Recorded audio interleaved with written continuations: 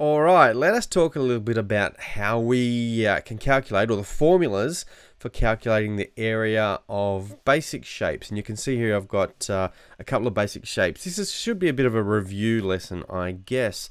The shapes I've got here are a rectangle, a triangle, in this case a right angle triangle, and a circle. All right, hopefully you can remember from previous year's work that the area of a rectangle has two sides. The one side we call the length, the other we call the breadth. The length across one side, so the area of a rectangle is simply the length multiplied by the breadth. One side times the other.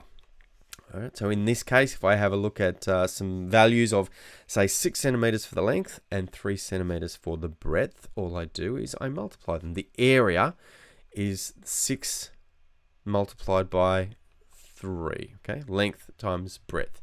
When I do that, I get 18. Now, but don't forget, I can't leave it there. I have to put the units in.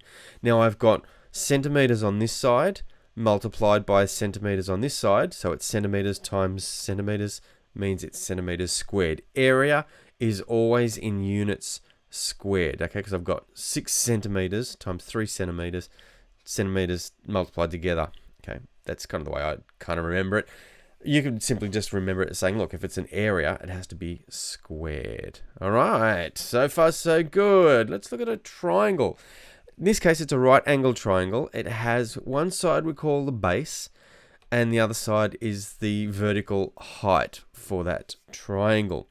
So for a right angle triangle, it's simply half of the rectangle formula, okay? It's the half times the base of the triangle times the height. So basically, a triangle is a rectangle cut in half.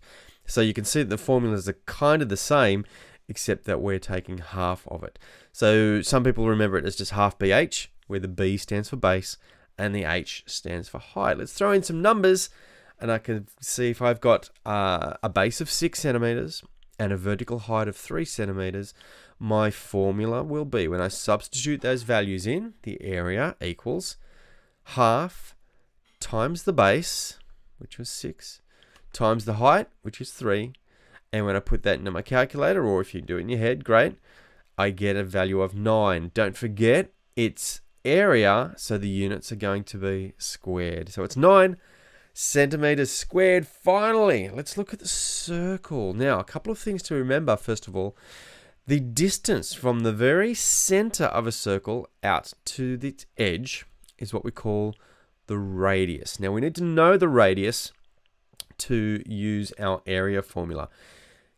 Be careful, because the distance from one side across to the other going through the middle is called the diameter. So if you're given the diameter, you're going to have to halve it to get the radius. We want to know the radius from the middle to the outside edge, because our formula is the area of a circle is simply pi times the radius squared. Okay, so it's pi times that radius squared. Now, pi is a very special number. There's a pi button on your calculator, so you can simply substitute, use that button when you're doing your substitution to work out your area. For example, if the radius was 3 centimeters, I substitute that value in for the radius. So where I see the R, I substitute the 3, and the area equals pi times 3 squared, okay, which gives me pi times 9. Now, you could leave that as 9 pi, okay, because 9 pi means 9 times pi.